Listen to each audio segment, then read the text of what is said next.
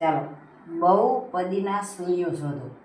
આપણી રકમ એવી કે 6x² -3x -7 કોઈ પણના શૂન્ય શોધવા હોય તો આપણે કીધેલું છે કે સૌથી પહેલાં રકમ બરાબર 0 મૂકો.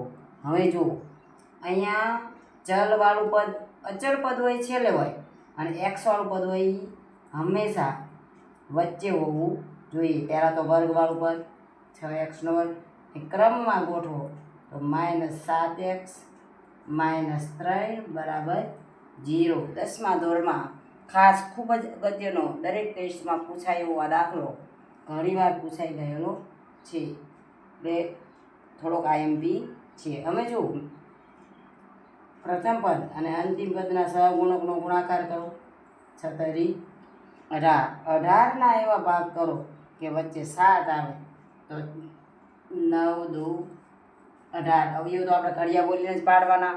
આગળ આપણે કહી દીધેલું કે 9માંથી 2 જાય તો 7. આનો જે ચલ હોય આ બંને સાથે ગુણાકારમાં મૂકવાનો. ચાલો જુઓ, તો આપણે કહી દઈએ પહેલું પદ અને નિશાની ઉપરથી જ લેવાના. અને એમ પણ કીધું હોય કે મોટો અવયવ જ પહેલાં મૂકવાનો. શું કામ? તો કે નિશાનીમાં બહુ ફેરફાર કરવો પડે નહીં, માટે આપણે મોટો અવયવ 9 છે એટલે 9x.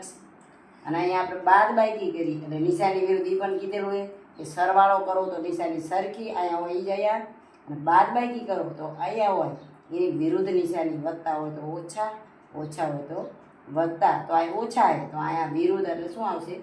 વત્તા. બીજો અવયવ કયો આપણો? 2x. અને છેલ્લું પદ પાછું નિશાની સહી એમના 3ના -3ના 3. ચાલો આપણે જોઈએ, સામાન્ય કાઢવાના છે તો કે 6 અને 9 બંને આવતા હોય એવા અવયવ.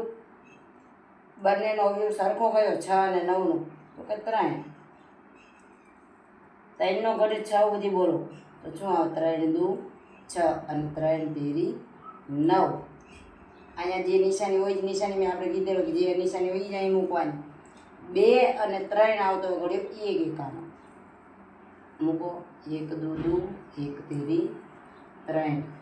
આ બંને કાઉન્સને ભેગા કરીને કાઉન્સ બનાવો તો 3x + 1 અને 2x - આ બે સરખાય એમાં પણ એકલો. બંને કાઉન્સ સરખા હોય તો તમારા અવયવ સાચા, નહીંતર ખોટા. ચાલો બંને બરાબર 0 મૂકી દો. 3x + 1 બરાબર 0, 2x - 3 બરાબર 0. અમે દૂર કરો.